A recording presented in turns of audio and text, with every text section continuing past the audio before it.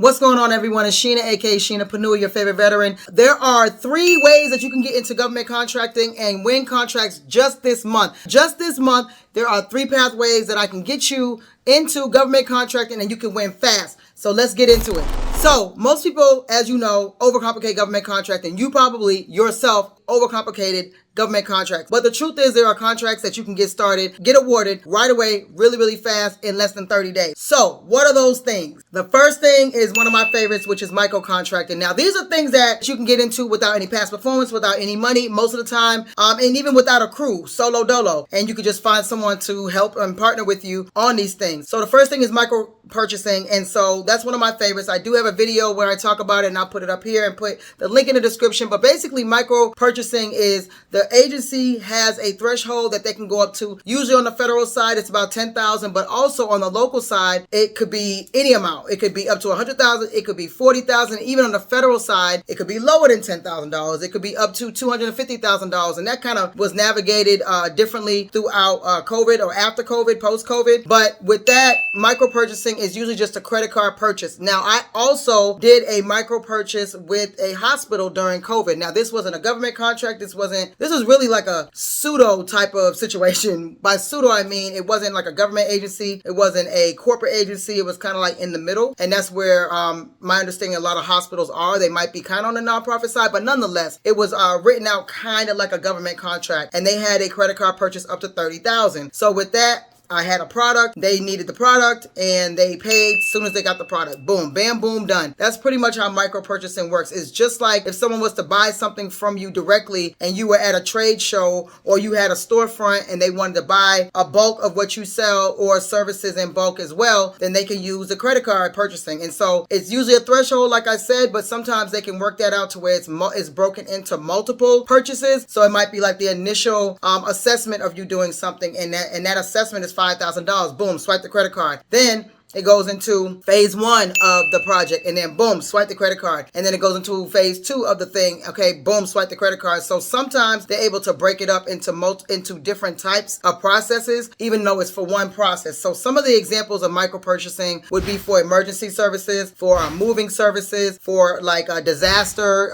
cleanup, those type of things that they need to either purchase it really quickly or it falls under the threshold. We have worked with the VA for many years in order to provide just like handyman type stuff where they needed HVAC clean, HVAC replaced, those types of things, and they just swipe the credit card. Sometimes they swipe the credit card before we even started. Like, that is a dream. Like, that is all, I want all my contracts to be like that, okay? Those are one and dones really, but I would, I love to have both. I like to have one and dones, and I also like to have contracts where I get paid, every month for multiple years. But nonetheless, micro purchasing is one way for you to get into government contracting within the next 30 days. Now, Sheena, how do I do this? Okay, one of the ways you can do is looking up, let's just say 5 agencies that you're interested in, whether it's federal or local. Let's just say you want to work with FEMA, you want to work with Department of the Army, you want to work with the state of Texas, you want to work with Harvard University. So you need to reach out to, first of all, you need to register in their portal, because they're always going to ask, have you registered in our portal? Are you signed up to do business with us? Whatever. You want to make sure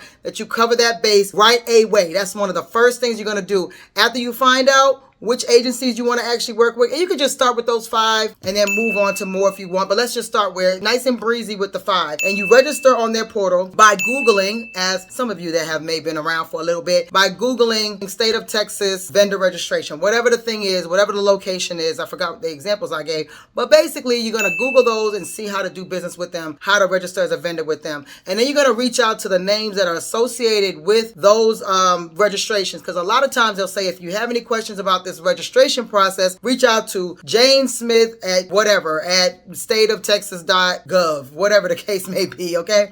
And then you're just going to reach out to them via phone. I would say try phone first, even though I'm not a phone girly. Try the phone first and just ask them, hey, do you all do any type of micro purchasing? Now, you may actually see that on the website as well, where it shows our, threshold for not bidding is $25,000. You may automatically see that, but it's good to kind of call the agency and just, voice to voice and just ask those specific questions, because they may actually have a little something extra for you to, like a little extra that you may need to do that's not listed on the website. So boom, you speak with that person at each of those agency websites, and then you register, and then sometimes you could just sit there and hope for the best, or you can start following some of their bids. And then you can also say, hey, I saw that there was a debris removal contract. Do you all also do like regular standard debris removal? Because this was an emergency one. Do you all do standard ones? And you kind of like building on a contract that's of something that's already in existence. So there's a lot of different ways to navigate that, but you're trying to get to the purchasing where it's under $10,000 typically, or whatever their threshold is. So that's one of the first ways you can get a contract within the next 30 days. Please hear me out with this, okay? Micro purchasing, that is on your first on your list. So next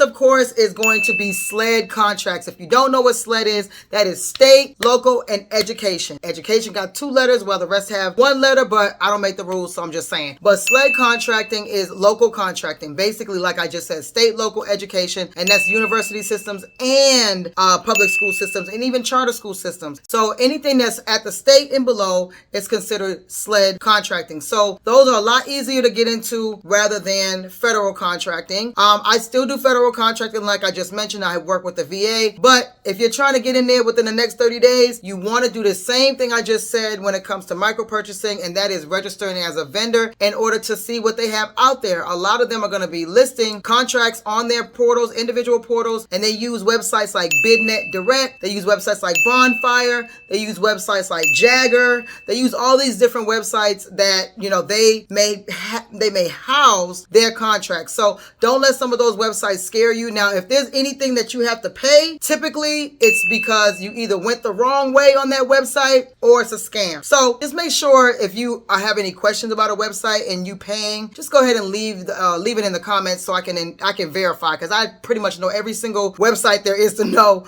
about government contracting. But if you feel like this looks a little fishy, a little shady, never ever put your credit card information into a website unless you can verify that it actually is the website that the agency uses, and it's tried and true. You saw it somewhere else, you Googled it, you asked Claude AI, you asked ChatGPT, you asked Gemini, is this a legit website? Or you ask me. Either way, but just make sure you're not paying for any websites, because almost all of them are free. 99.8% of them are free. I've seen a few paid ones, but nonetheless. So SLED contracting in itself is another way for you to get contracts within the next 30 days. I have registered for a school system, and they called me and asked me about painting some lockers. There was no bid. It didn't go out for no bid or anything. They just said, hey, can you come out and give a quote? Literally, that was it. I could have just put the quote on my letterhead. I could have just went through QuickBooks and did a quote. I didn't even have to put together no type of proposal or anything like that. And so that is a very, very fast and easy way. Whether they contact you or you do the same thing you did with the micro purchasing and you reach out to them about any potential future bids. I actually spoke with a commissioner in a city where I did a contract way early on, back in the day for Foresight, and I was reintroduced to the city by a mutual friend, and was speaking to one of the commissioners or something, like whatever his title was, and they didn't have a current litter pickup contract. And so I, having this conversation, having this lunch with him, I'm like, hey, have you guys thought about doing litter pickup? Now, they had a very clean city, so I can understand why that contract actually didn't come into fruition, not yet anyway. I'm gonna cross my fingers, because litter pickup is like my favorite. Besides plants and besides pressure washing, like litter pickup is one of my favorites. But nonetheless, I asked him, I had a conversation with him about, litter pickup and how we did it for, a county, a really large county here in Georgia.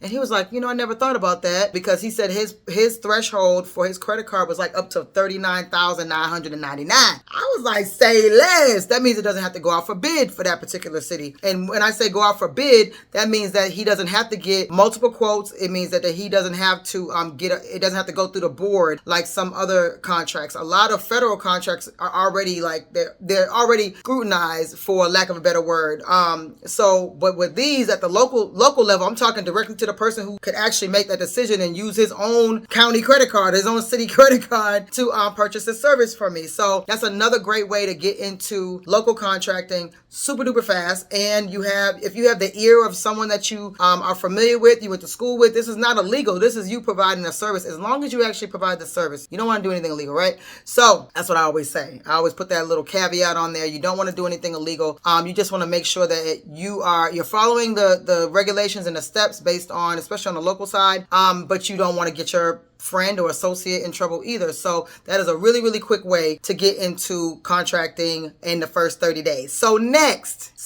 believe it or not, the government, local government, federal government actually needs regular employees. So picture this.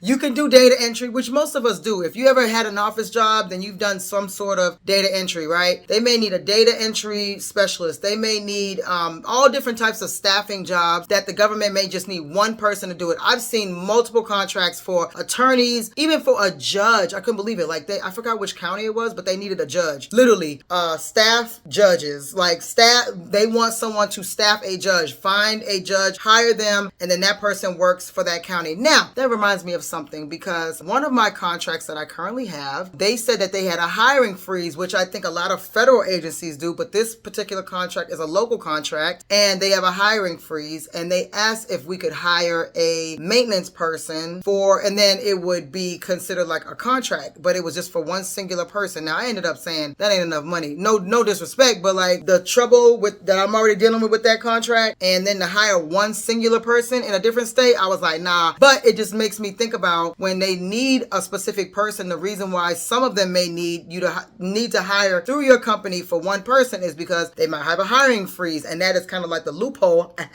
for them to get the personnel that they need so they don't become understaffed and overwork the people that are already there. But there are many, many low barrier to entry staffing positions that you could do yourself with all the training that you've had, especially if you were military, especially if you worked in corporate, all these other degrees. Y'all got 1 million degrees and y'all have worked at 1 million jobs. I've had over 35 jobs in my life, so I can't talk. But with all these things combined, you can absolutely become a staffer yourself, where you're doing a solo contract yourself, or you can just, even if you start off that way, then you can replace yourself, and then you can hire someone else to do what you do, especially now that you know exactly what needs to be done. And then the great thing about that is when you hire someone else to work in a location, they're being managed by the people there. Now, you have to do some management, of course, but it's so awesome that you can just literally say, okay, boom, I'm paying you, someone else is managing you, and then you collect, you essentially collect checks, right? So those are the 3 ways that you can get into government contracting. Super, super easy. The main thing is you got to bid. Everyone needs to bid. You need to build relationships. You need to talk to people. Everyone needs to know what you do, okay? So that's the main premise. Is some people are embarrassed or afraid or even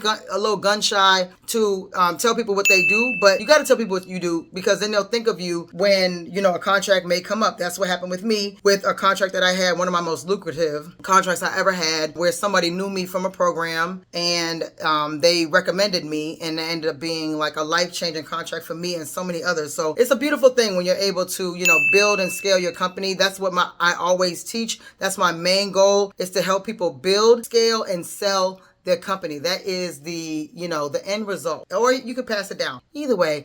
But please don't forget that I have my course that teaches you about federal, local, and corporate contracting. And we do the proposal writing service, where it's a monthly service, and we help with business development, help you find the contracts that you need, like help you figure out what contracts you want. Okay, because some people say, well, I do this, and this, but I really want to do that. But then your skills are over here. Like we have a client right now who he's in IT. He wants to do other stuff, but then also he speaks 2 languages. So I was like, we're going to do some interpreting contracts. What we talking about? So it's things that a lot of people don't think about that is second nature to them, but it's something that the government actually needs, the federal and the local government needs. So boom, we have the proposal writing service, and of course it's right here, and I'll leave the link in the description. So please write in the comments anything that may sound a little shady to you, that you're not too sure about. I really want to hear some of these things, because it helps me put out more content about these things to stay wary of, because I've been in it for so long that I kind of forget about the beginning sometimes. And so also please share this video with anyone you feel might benefit from from it. Like, comment, subscribe if you're not already subscribed, because it really, really helps the algorithm. YouTube has been playing a dirty trick on me, okay, with my viewership, and I really need you guys in order for me to be able to deliver this content. So like, comment, share, subscribe, leave a comment, leave a comment, leave a comment. Just even if it's to say, hey Sheena, love what you're doing. Hey, what's up, girl? I like your shirt. Hey, I like your necklace. Whatever the case may be. So make sure you make sure you do all those things, and you check out the course, and you check out the proposal writing service. Link in the description. And until next time, it's your favorite veteran.